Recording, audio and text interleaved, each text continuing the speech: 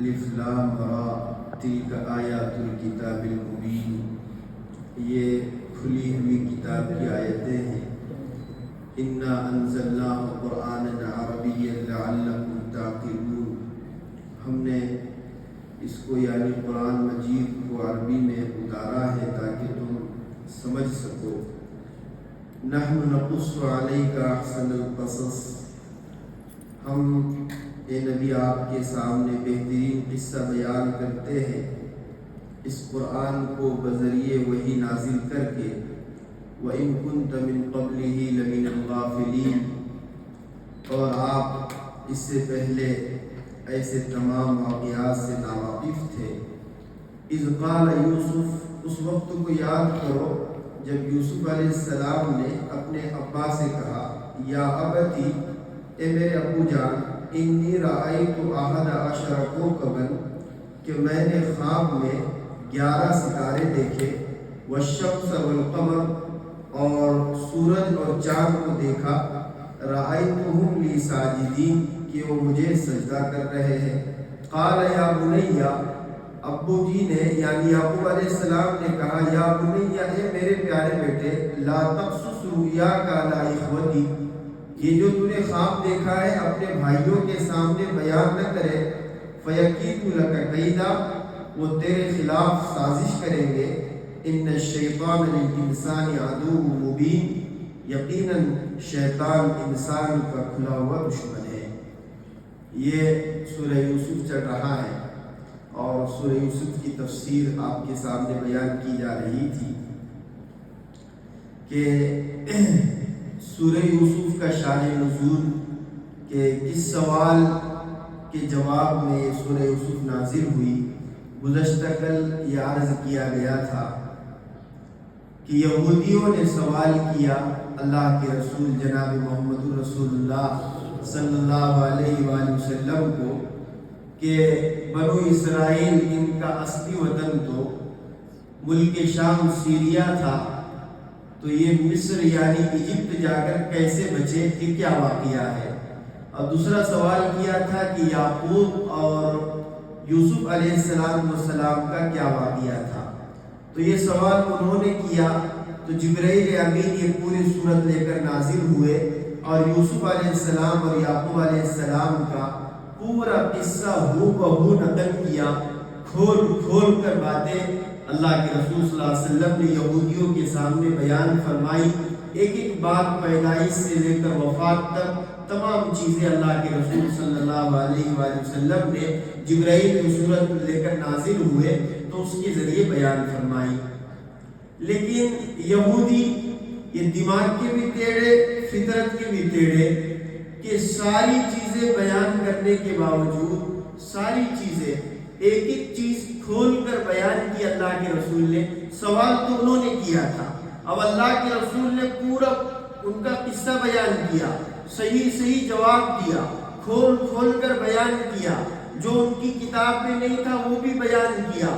اب سوال کا صحیح جواب ملنے سے اب ان کو تو ان کا کام یہ تھا کہ وہ اللہ کے رسول کی نبوت پر ایمان لائے، اللہ کے رسول کی رسالت پر ایمان لے کر آئے، لیکن انہوں نے کہا ہم ایمان نہیں لے کر آتے ہیں۔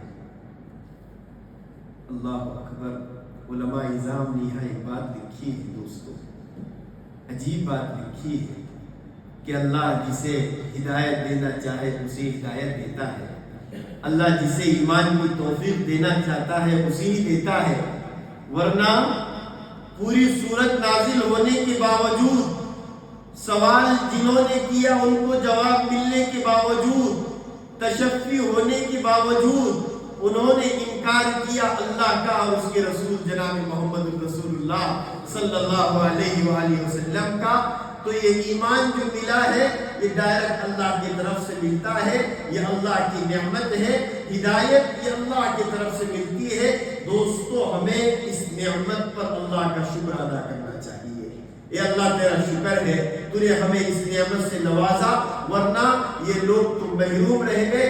آپ اگر قرآن مجید کو اٹھا کر پڑھیں گے تو ایسے کئی انبیاء ہیں، لوط علیہ السلام کی بیوی ہے، وہ ایمان سے محروم رہ گئے، ایمان نہیں ملا، اللہ نے نہیں چاہا۔ اسی طرح پر نوح علیہ السلام کا بیٹا ہے، اللہ کے رسول نوح علیہ السلام کہہ رہے ہیں اے بیٹے نادا نوح ابنہ کان فی معزل یا بنی ارکب معنا ولا تکن مع الکافرین، اے بیٹے اب عذاب آئے گا اور پانی سے پوری دنیا بھر جائے گی، طوفان عظیم آئے گا، تو کشتی میں داخل ہو جا۔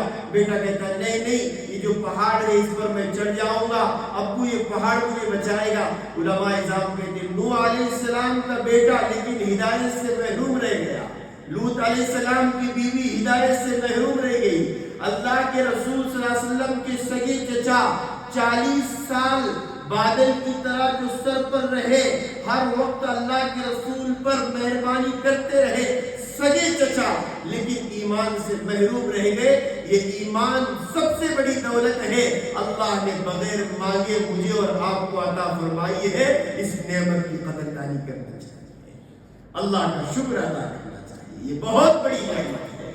علماء نے اس مسئلے کو یہاں پر کھولا ہے کہ شان نزول یہودیوں کے سوال پر نازل ہوا، اللہ کے رسول نے پوری صورت بیان کی، لیکن وہ ایمان نہیں لائے، ہدایت نہیں ملی، رسالت پر بھی نہیں، اللہ کے رسول کی نبوت پر بھی نہیں۔ اللہ نے ایمان دیا، اللہ تیرا شکر ہے، روزانہ 2 رکعت شکرانے کے طور پر پڑھنی چاہیے۔ اللہ جیسے تُونے ایمان دیا ہے موت تک ہمیں ایمان پر جمع دیجیے، یہ بہت بڑی چیز ہے۔ اللہ تعالیٰ ہمیں جو ایمان ملا ہے اللہ اس پر استقامت عطا فرمائے۔ یہ تو ایک شان نزول۔ دوسرا اس کا ایک شان نزول یہ ہے کہ اللہ کے رسول جناب محمد رسول اللہ صلی اللہ علیہ وآلہ وسلم کو جو سب سے زیادہ تکلیف پہنچی اپنی دعوت کے زمانے میں، جب نبوت ملی اس کے بعد سب سے زیادہ جو تکلیفیں پہنچی ہے وہ اپنوں سے پہنچی ہے۔ اللہ کے رسول نے جب دعوت کا آغاز کیا ہے تو دعوت کے آغاز میں جتنی رکاوٹیں ڈالنے والے لوگ تھے وہ اپنے گھر کے لوگ تھے، اپنے رشتہ دار تھے، تو اپنا اگر غیر کوئی مخالفت کرے تو اتنی تکلیف نہیں ہوتی ہے، غیر کی طرف سے کوئی بات آئے تو اتنی کوئی تکلیف نہیں ہوتی ہے، لیکن اپنا رشتہ دار، اپنا گھر والا، اپنا عزیز و اقارب، اپنا جگری دوست اگر وہ اپنے کسی کام میں رکاوٹ ڈالے، روڑا ڈالے اور پریشان کرے تو انسان کے دل کو تکلیف پہنچتی ہے۔ ارے اپنا ہو کر ایسا کیا، اپنے گھر کا آدمی ہو کر ایسا کیا، رشتہ دار ہو کر اس نے میرے ساتھ یہ معاملہ کیا تو زیادہ تکلیف پہنچتی ہے۔ تو اللہ کے رسول صلی اللہ علیہ وسلم کو جب زیادہ تکلیف پہنچ رہی تھی تو اللہ نے سورہ یوسف نازل کی۔ میں آپ کے سامنے سورہ یوسف کیوں نازل ہو گئی اس کا دوسرا پس منظر بتا رہا ہوں۔ ایک تو یہودیوں کا سوال اور دوسرا اس بنیاد پر کہ اللہ کے رسول کو جب اپنوں سے زیادہ صدمہ ملا اور تکلیف پہنچی تو اللہ کے رسول کو تسلی دینے کے لیے اللہ نے سورہ یوسف نازل فرمائی۔ اے نبی تجھے تو اپنوں سے تکلیف پہنچ رہی ہے، تو اکیلا نہیں ہے، تجھ سے پہلے جو نبی یوسف گزرے ہیں ان کے ساتھ بھی تو ایسا ہوا تھے، ان کے بھائیوں نے ان کو کیا کیا، ان کے ساتھ دشمنی کی، حسد کا معاملہ کیا، ان کو جنگل میں، ویران جنگل میں چھوڑ کر آئے، ایک کنویں میں ڈالا اور کنویں کے بعد وہاں سے ان کو نکال کر غلام بنایا گیا۔ بھائیوں نے حسد کیا، سگے بھائیوں نے، تو یوسف علیہ السلام کو بھی سگے بھائیوں سے تکلیف پہنچی اور جیل میں جانا پڑا، 10 سال جیل میں رہے، یہ سگے بھائیوں نے پریشان کیا۔ اے نبی جیسے تجھے اپنے پریشان کر رہے ہیں تو تجھ سے پہلے ایک نبی گزرا ہے اس کو بھی اپنوں نے اور سگے بھائیوں نے پریشان کیا، یہ اس لیے تجھے ڈرنے کی ضرورت نہیں ہے، پہلے بھی ایسا ہو چکا ہے۔ تسلی کے لیے اللہ نے سورہ یوسف نازل فرمائی تھی۔ یہ اس کا ایک شان نزول ہے جو اللہ رب العزت نے نازل فرمایا، اور وجہ اس لیے ہے کہ اللہ کے رسول صلی اللہ علیہ وسلم کو جب ابو لہب نے تکلیف دی، پہلی مرتبہ صفا پہاڑی پر اللہ کے رسول نے سب کو جمع کیا اور کہا دیکھو میں آپ کے سامنے ایک چیز بیان کرتا ہوں، اگر اس پہاڑ کے پیچھے اگر کوئی لشکر ہے جو ابھی تم پر حملہ کرنے والا ہے، یہ بات میں اگر تم سے کہوں تو سچ جانو گے؟ سب نے کہا ہاں ہاں سچ جانو گے، جربنا کا مرارا، ہم نے بار بار آپ کو تجربہ کیا، آپ سچ بولتے ہیں۔ انہوں نے کہا میں سچا آدمی ہوں تو تم کو جہنم سے ڈراتا ہوں۔ تو پہلا آدمی جس نے تنقید کی، کیچڑ اچھاڑا، اور سب سے پہلے جنہوں نے اللہ کے رسول صلی اللہ علیہ وسلم کی مخالفت کی وہ سگا چچا ابو لہب کھڑا ہوا اور کیا کہا، تبّل لک لہذا جماعتنا، اے محمد بربادی ہو اور ہلاکت ہو کس نے کہا بولو بھائی؟ سگے چچا نے کہا. کس نے کہا؟ اللہ کے رسول کو بڑی تکلیف ہوئی. تبن لگا لہٰذا جمع کرنا. اس نے کہا ہلاک ہو اے نبی. اللہ نے کہا میرے نبی کو ہلاک ہو کہتا ہے میرے نبی کو. تو صبح قیامت تک کے لیے قرآن مجید میں آیت اتاری تبت یدا ابی لہب وتب کہ ابو لہب ہلاک ہو، اس کے دونوں ہاتھ ہلاک ہو جائے. یہاں وقت گنجائش ہو تو میں ایک نکتہ بیان کروں. ابن قیم الجوزی رحمۃ اللہ علیہ نے سورہ لہب کی تفسیر میں لکھا ہے کہ آپ نے دیکھا تبت یدا کے بعد جو سورت ہے سورہ اخلاص، اس میں ہے قل هو اللہ احد. اے نبی آپ کہہ دیجئے کہ اللہ ایک ہے. اس کے بعد ہے قل اعوذ برب الفلق. اے نبی آپ کہہ دیجئے کہ میں جو صبح کا رب ہے اس کی پناہ چاہتا ہوں. اس کے بعد ہے قل اعوذ برب الناس. اے نبی آپ کہہ دیجئے جو لوگوں کا رب ہے اس سے میں کیا کہتا ہوں؟ میں اس کی مدد لیتا ہوں، اس سے پناہ چاہتا ہوں. یہ قل کا لفظ ہے. اور اسی طریقے سے قل یا ایھا الکافرون. اے نبی آپ کہہ دیجئے کافر لوگوں سے. تو یہاں بھی اللہ کے رسول کو اللہ یوں کہہ سکتے تھے قل تبت یدا ابی لہب وتب. اے نبی جیسے ابو لہب نے آپ کو ڈائریکٹ کہا کہ آپ ہلاک ہو اس لیے تم نے ہمیں جمع کیا تھا، تو اے نبی آپ کہہ دیجئے کہ ابو لہب کے دونوں ہاتھ ہلاک ہو. قل تبت یدا ابی لہب وتب ہونا چاہیے تھا، لیکن قل نہیں ہے، ڈائریکٹ تبت یدا ابی لہب وتب ہے. حالانکہ یہاں ہونا چاہیے قل. اے نبی آپ کہہ دیجیے کیونکہ آپ کو اس نے کہا ہے آپ کہہ دیجیے. اللہ نے ڈائریکٹ ہی کہا تبت یدا ابو لہب کے دونوں ہاتھ ہلاک ہو. علماء نے ابن قیم الجوزی نے ایک نکتہ عجیب لکھا ہے. فرمایا اللہ کے رسول جس دن پیدا ہوئے تھے اس دن ابو لہب نے نبی یعنی بھتیجے کے گھر میں، اور اللہ کے رسول کے بھائی تھے عبداللہ کے بھتیجا پیدا ہوا، اس خوشی میں ابو لہب نے ایک باندی کو آزاد کیا تھا. اور ابو لہب کی ایک باندی سویبہ تھی، اس نے اللہ کے رسول کو دودھ پلایا تھا. اس طرز پر اللہ کے رسول پر ابو لہب کا احسان تھا. اللہ کے رسول پر ابو لہب کا احسان تھا کہ اس کی باندی نے اللہ کے رسول کو دودھ پلایا تھا. اگر قل کہہ دیتے تو صبح قیامت تک امت کے لیے سبب بن جاتا کہ جو احسان کرتا ہے اس کی احسان فراموشی کرنا نبی کی سنت ہے. کیا ہوتا؟ لوگوں کو کیا سبب ملتا؟ کوئی اگر احسان کرے تو احسان کا بدلہ اس کی احسان فراموشی ہے، اور احسان فراموشی کے بدلے میں اس کو بد دعا دی جا سکتی ہے. اس لیے کہ ہمارے نبی نے بد دعا دی کہ ابو لہب نے احسان کیا تھا تو اللہ کے رسول نے ڈائریکٹ بد دعا دی. یہ امت کو میسج نہ جائے. ابن قیم کہتے ہیں اللہ نے قل کو ہٹایا اور ڈائریکٹ اے نبی تو ہٹ جا، میں ڈائریکٹ خدا اس پر بد دعا کرتا ہوں تبت یدا ابی لہب وتب. یہ بہت بڑا نکتہ علماء نے یہاں لکھا ہے. تو اللہ کے رسول کو اپنوں نے ستایا تو اللہ کے رسول کو بہت تکلیف ہوئی. تو اللہ نے تسلی کے لیے یوسف علیہ آگے دیکھیں گے بھائیوں کی دشمنی، بھائیوں نے کیسی دشمنی اور پلان کی. دوسرے صفحے پہ ہے. اب دیکھیے یہ چوتھی آیت چل رہی ہے. میں نے آپ کے سامنے پس منظر بیان کیا کہ سورہ یوسف کیوں نازل ہوئی. ایک پس منظر تو یہودیوں نے سوال کیا، اور دوسرا پس منظر آپ کے ذہن میں کیا ہے کہ اللہ کے رسول کو اپنوں سے تکلیف پہنچی تھی، اس لیے اللہ کے رسول کو تسلی کے لیے اللہ نے یہ سورت نازل فرمائی. اب کیا کہتے ہیں؟ اذ قال یوسف لأبیہ یا ابتی انی رأیت احد عشر کوکبا. اس وقت کو یاد کرو جب یوسف علیہ السلام نے اپنے ابو جی سے کہا اے ابا میں نے 11 ستارے اور سورج اور چاند کو دیکھا کہ وہ مجھے سجدہ کر رہے. مفسرین نے لکھا ہے جب یوسف علیہ السلام 7 سال کے تھے، بہت خوبصورت یعنی دنیا کا آدھا حسن ان کو دیا گیا، اتنے خوبصورت تھے. 7 سال کے تھے. جمعہ کا دن تھا، جمعہ کی رات تھی، شب قدر تھی. جمعہ کی رات تھی اور شب قدر تھی. رات میں خواب دیکھا کہ میں نے 11 ستارے دیکھے جو آسمان سے نیچے اترے اور سورج بھی اترا اور چاند بھی اتر کر 11 ستاروں نے اور چاند اور سورج نے سجدہ کیا. یہ کس نے خواب دیکھا؟ یوسف علیہ السلام نے. کون سی رات میں دیکھا؟ جمعہ کی رات میں، اور وہ رات بھی شب قدر تھی. تو یہ خواب دیکھا. اب 7 سال کا بچہ ہے، چھوٹا، بالکل چھوٹا بچہ ہوتا ہے 7 سال کا چھوٹا بچہ. اب انہوں نے اپنے ابو یعقوب علیہ السلام سے کہا ابو جی کیا کہا کہ میں نے رات میں ایسے ایسا خواب دیکھا کہ 11 ستارے نیچے آئے آسمان سے, سورج بھی آیا چاند بھی آیا, اور انہوں نے مجھے سجدہ کیا. جیسے ہی انہوں نے یہ بات کہی تو ابا بھی پیغمبر تھے, نبی تھے, بہت سمجھدار تھے. نبی تو سمجھدار ہوتا ہے. کیا کہا؟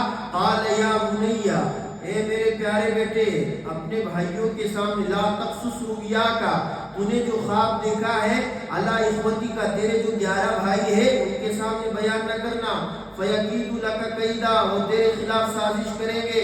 ان الشیطان للانسان عدو مبین, بے شک شیطان انسان کا کھلا ہوا دشمن ہے. اللہ اکبر. اب بھائیوں کے سامنے بیان مت کرو کہہ رہے یعقوب علیہ السلام, یہ تو خواب ہے. اصلا خواب کیا ہوتا ہے؟ خواب تو ہم بھی دیکھتے ہیں. خواب کا مسئلہ کیا ہوتا ہے؟ خواب اصلا کیا ہے؟ یہ اب بہت سارے لوگ خواب دیکھتے ہیں, ہم بھی دیکھتے ہیں.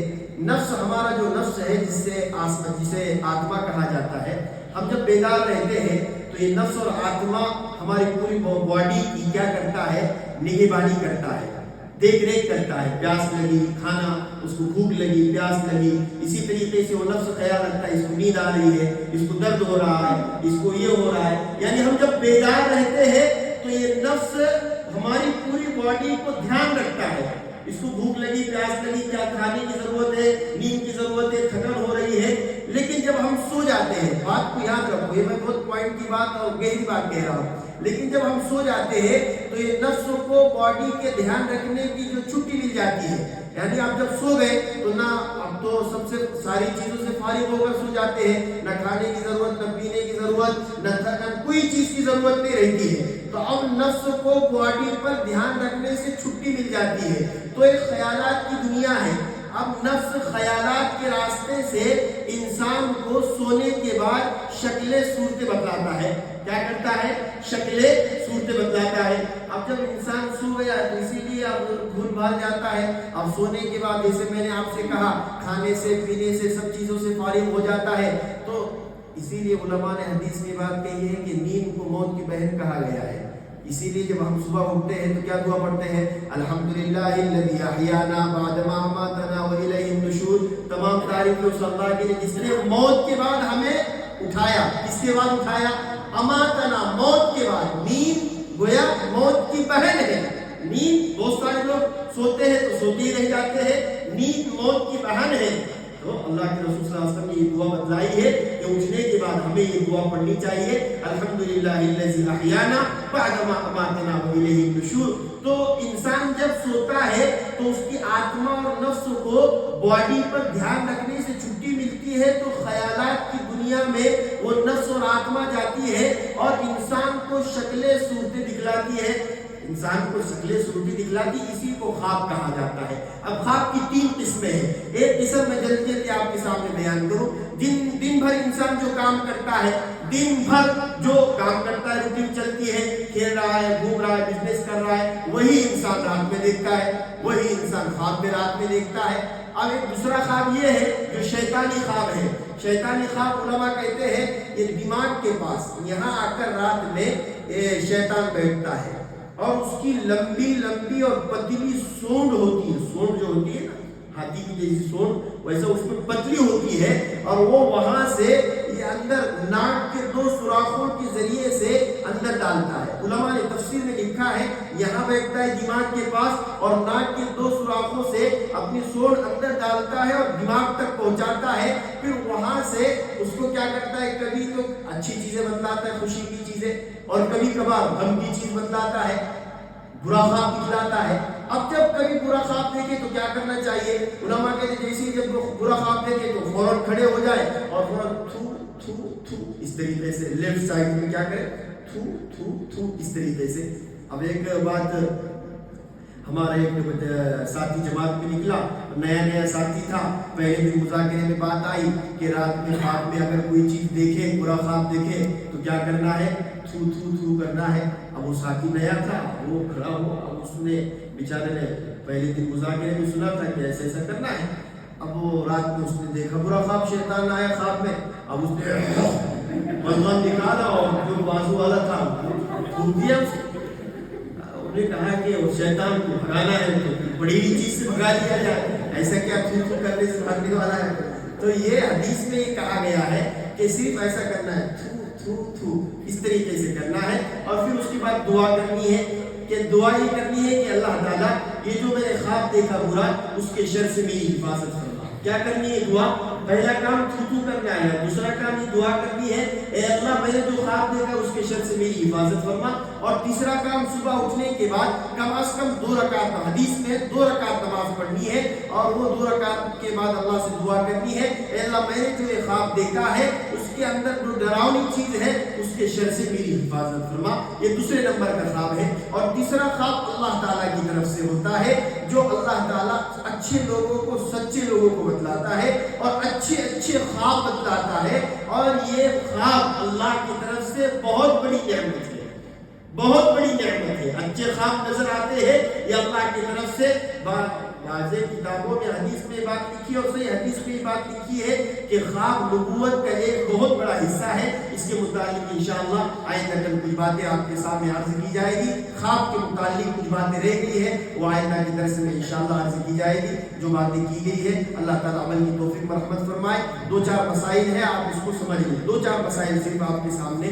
بھول کر کھانے پینے سے اور جمع کرنے سے، بھول کر کھانے پینے سے اور جمع کرنے سے روزہ نہیں ٹوٹتا ہے۔ بھول کر اگر پیٹ بھر کے بھی کھا لیا اور پیٹ بھر کر پی لیا اور سب چیزیں کر لی گھر والوں کے ساتھ، اس طریقے کے مسائل ہو گئے، بھول کر ہوئے، روزہ نہیں ٹوٹتا ہے، کوئی مسئلہ نہیں۔ اسی طرح ایک مسئلہ یاد رکھیں، دل کے مریض جو ہوتے ہیں وہ زبان کے نیچے گولی رکھتے ہیں، صرف گولی، اور اس کا پانی جاتا ہے۔ وہ اگر دل کے مریض اس طریقے سے ہے اور وہ صرف رکھ رہے ہیں تو اس کے ذریعے بھی وہ روزہ نہیں ٹوٹتا ہے، کوئی مسئلہ نہیں ہے، وہ رکھ سکتے ہیں۔ اسی طریقے سے تیسرا مسئلہ ہے خون ٹیسٹ کروانا۔ اگر کوئی خون ٹیسٹ کروا رہا ہے، بلڈ دے رہا ہے اور یا لے رہا ہے کسی سے، تو اس کے ذریعے بھی کیا ہوگا؟ روزہ نہیں ٹوٹے گا۔